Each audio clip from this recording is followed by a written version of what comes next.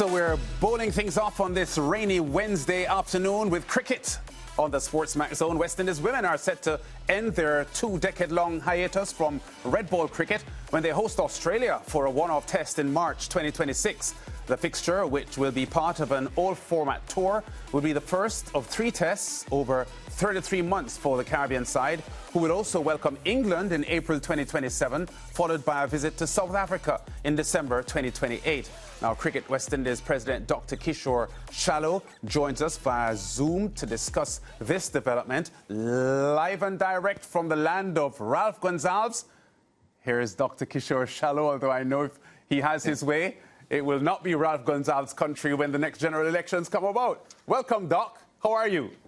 Long time, Lance. I hope you're doing well. You seem well despite the weather. Yeah, we're quite fine here, Mr. Politician. We want to talk some cricket, though. Yes, yeah. We know that the West Indies women haven't played Test cricket since 2004, but based on the ICC Future Tours program, several games have been slotted in for Test cricket for the women. I know India, Australia, England have played Test cricket from time to time on the women's side, but globally, it hasn't been embraced by all of the test-playing nations. What brought this about, Doc? Well, there have been over the years, certainly appetite from the female, our team, the Haley, Matthew, the Deandra, and all the others, want to play Test cricket.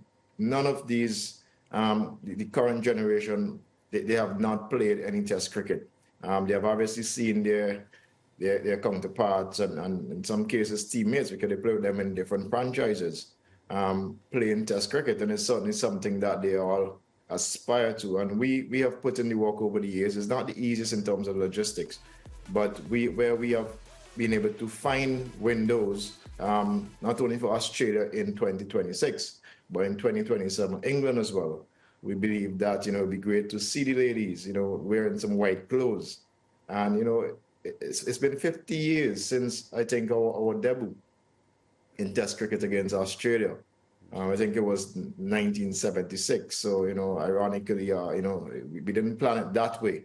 But, after such a long time waiting, we're finally going to get some Test cricket for female. I'm sure, based on the feedback that I've received, they are all very excited about the prospects. Yeah, Doc, a lot of the younger generation would feel that Test cricket as a format is dying. How would you respond to that? And is this Future Tours program for the women part of the thrust to ensure that Test cricket remains vibrant? Absolutely. We believe that it will help to champion the game, keep Test cricket alive and really interested for fans across the globe. Certainly, the women's game has been growing at a rapid pace. If you observe in the last World Cup recently in Dubai, we had over 20-something thousand spectators there supporting the women, and we believe that some of that interest could be transferred to Test cricket. We believe that the women have been playing a really encouraging and exciting brand of cricket as well, and we believe that they could transfer that to Test cricket. And I suspect that with a pretty good showing, we are leaning more towards a 4-day match, as we have seen in the other Test matches for women. Right? We believe that certainly these Caribbean spectators, certainly in the venues that we are looking at, we believe that we're going to really get keen interest in seeing how the women perform. And there are different steps we have to go through before that, including ensuring that our women play a series of first-class games, 3 or 4-day matches to, ensure that they are acclimatized to that format of the game. So we have a few, less than 2 years now, where we need to put in that sort of work to ensure that, when we go on the field, that we represent Test cricket well, and we continue to, we use that opportunity to advocate for Test cricket staying alive. Yeah, I know that Ramarak has women's cricket dear to her heart, so she will have a couple of questions pretty soon. But you said 2 things just now, Dr. Shallow, that I would want to test you on. One, the venues that you're looking at. Obviously, you've probably penciled in things, but nothing yet concrete. Which are the venues that are likely to be holding these Test matches or the ones that are, up for decision? Yeah, a strong possibility that both matches are going to be in Trinidad and Tobago and Barbados. All right, and you just mentioned getting some first-class cricket for the girls, because we know that they've been weaned on limited overs cricket. None of these girls have played Test cricket before. And you've mentioned giving them an opportunity to play some longer version cricket to prepare them for these Test assignments. About how many assignments do you project? And would this take the form of having a regional competition or a regional championship of red ball cricket, or would it just be matches assigned to give them some practice? Yeah, I expect the cricket committees, both the male and the female, are going to come together on this one and try to chart that preparation, that journey towards those matches, the first one obviously in 2026. But it may not be a full regional tournament. What I expect is for them to get maybe the best group of players, maybe 24 or 26, and get them engaged in a preparation, in a very robust, preparation over the coming months, starting from next year as early as possible. And, they would obviously have to get a series of games, maybe play even if we could have a team tour as well in that period prior to the test match, that would definitely be helpful. So the cricket committees, I expect them to meet within the first 2 months of 2025 and conform the preparation period and all the different activities and events that are going to go around that with the fitness testing and all those different things will be quite important as well. Because as you said, Lance, you've been pretty much involved in only white ball cricket, most of them mainly T20. So it's important that they get conditioned for the longer format of the game.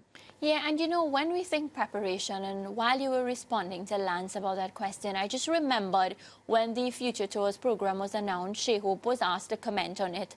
And, he was really happy for the ladies, talking about cricket moving in the right direction and all of that. And I got the idea, Dr. Shallow, and I don't know if this is part of your plan as well, but having some of the male players, our best West Indies Test players right now, put in some work with the ladies when possible, because I understand the men have a packed schedule as well, just like the women, because they're getting ready to go to India and all of that. But do you think that's a possibility? Because I feel like our ladies are at the level where they can, as Haley Matthews said, play with the guys. That's an interesting one.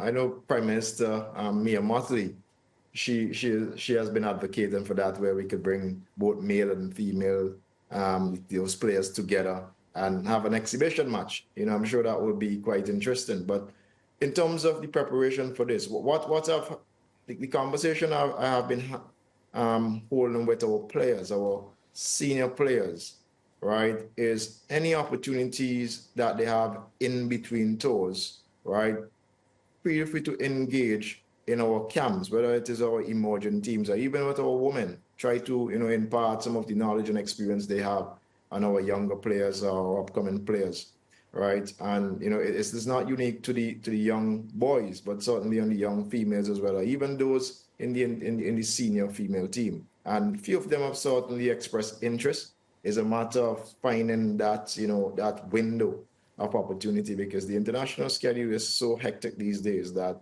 anytime between these players prefer to, spend some quality time with their family and so on. So, but I'm sure if they have the opportunity, they will be quite excited to share the knowledge and wisdom with the young ladies. Yeah, and Dr. Shallow, you just briefly touched on fitness, but fitness has been a topic of discussion on this show, not only limited to the women, but also to the men. We looked very closely at the Women's World Cup. Our ladies were, impressive, very impressive. They were making the headlines, and for good reasons, of course. Just unfortunate we didn't close it out and bring home that T20 World Cup title. But I have to ask you if there are any special plans in place for fitness. And I'm thinking that because it's not a T20, it's not an ODI. These ladies are going to be expected to do something that a lot of them have not done ever. for a longer period of time, which requires a lot of fitness. Like, I've been having conversations with my sister, who is a part of the Windies squad, and I'm saying, so have you started, like, you know, bowling for a longer period of time? We actually had that discussion today, and she's telling me, well, you know, she's doing her training and everything, but I'm saying, because I'm panicking even more than I'm sure she is, saying, but you do realize it's not just 4 overs anymore. You're probably going to be bowling for an entire day. So do you have any plans where that is concerned? Absolutely. And I mean, you mentioned about the performance of the ladies at the World Cup. I mean, how wonderful it is, I'm sure, for every West Indian to see Hayley Matthews and DeAndre Darton dominating the Big Bash as well, right? They're representing our entire region. I'm sure other young players coming up going to get opportunities as a result of that going forward. But in terms of fitness, you know, that is one of the reasons why we have retained our players, retained the female players and the emerging team as well, because we want them to be professionals. We want them to always be focused and concentrating on the game, that they don't have to seek employment elsewhere, right? And additionally, we want to ensure that they have the necessary professional support around them, whether it is the strength and condition trainers and so on, giving them all that information, helping them to you know, sleep, breathe, eat cricket, you know, because it's the nutrition part as well, that is critical. The mental skill training, that is also a critical component. So we are giving our players, both male and female, all the necessary support so that they can be professionals. And once they are professionals, we know for sure that they're going to be, you know, at the peak of their fitness. And that is, you know, to ensure that they're not injured at peak period. They're able to peak at the right time as well. And I'm sure it's going to take some time for them to get, you know, accustomed to the longer format of the game. So we want to get a proper plan and build up to that time in 2026 for the first step against Australia. Yeah, and when we think plan, I think about the youngsters, the young girls that are going to try to break into the Windies women's setup. We saw some of them, you know, putting their hands up at the World Cup, some of the youngsters, because, you know, one of my biggest fears, and it has been actually coming to fruition already, is that we no longer have the big bosses, and I'm talking about Stephanie Taylor. Well, Anissa has already stepped down, so no Stephanie. I'm thinking, well, when we no longer have, like, let's just say Affie Fletcher. Affie is still fit and fine. I spoke to her recently on the show, so she's good and ready to go for like 10 more years. But I'm just thinking about, you know, planning for the future, Dr. Shallow. Is there anything in place when it comes to, you know, spotting these young girls and developing their talents so that when, and I hope that time doesn't come soon, these big stars that we know step up match after match, when they step down, it's an easy transition, because we see it in teams like India and everything. One player steps down and it's as if that player isn't really missed because another one steps in, and it's just an easy transition. Yeah, and over the years, you would know the last 2 to 3 years, you would see our under-19 girls actually getting opportunities. Yes. Right? And, you know, you look at someone like a Kiana Joseph, who almost been playing cricket forever, but she's probably just about 23, 24. And she's a star. Already, but, you know, you would expect to get at least another 10 years out of her, right? And so, despite the experience, they're still relatively young. The team, I'm sure, isn't, an average age is probably about 25, 27. So, but we can't take anything for granted. We have to widen or broaden our pool of players. We have to expose our under-19 girls, you know, regionally, internationally, even under 15. I think it's from next year, Miles and his team have confirmed that we are going to start under 15 regional tournament for women. That is critical as well, so we can start identifying those players from a younger age. Good. And just, you know, the emerging program ensure that they are supported meaning proper coaching, proper fitness coaches around them, and just get them in the mindset of young professionals. And I think that is certainly going to help us going forward. Yeah. Yeah, Doc, I'm going to ask you quickly about something with the men's series currently on well, they're now in St. Lucia. But before you go from the women's discussion, they're currently ranked number 6 in the world in both T20 and ODI cricket. I know Shane Dietz is the coach. I suspect that he will retain the coaching job for the test matches as well, because, you know, there are not enough test matches for us to say let's separate the coaching duties as we have with the men. But can you say if there would be targets? Because you were going to have a project. One of the first things you are going to do is to outline your targets, outline the objectives. Can you get a sense from the people directly involved with the women's setup, what would the targets be for their reintroduction to Test cricket? Because we have just established in the past 10 minutes that it's not going to be easy for these girls, and the likelihood is that, you know, up against an Australian team who have played a lot of Test cricket relative to what they have played, would be favourites for the series. But what would be like the minimum standards required from the team based on what is expected for them to produce? Yeah, well, fitness is certainly key. Based on the skills that we have seen display, you know, I'm inclined to believe that our players are well suited for the longer format of the game, right? In terms of occupying the crease and bowling long overs, we mainly have, you know, spinners, which could bowl for longer periods. And as Mariah said there, you know, speaking to her sister, you could see the enthusiasm already there from the players. That's certainly going to get them committed to being prepared for this job. And Shane Dietz has done a fantastic job so far, right, with his other supporting staff. And they are quite keen and excited about this prospect.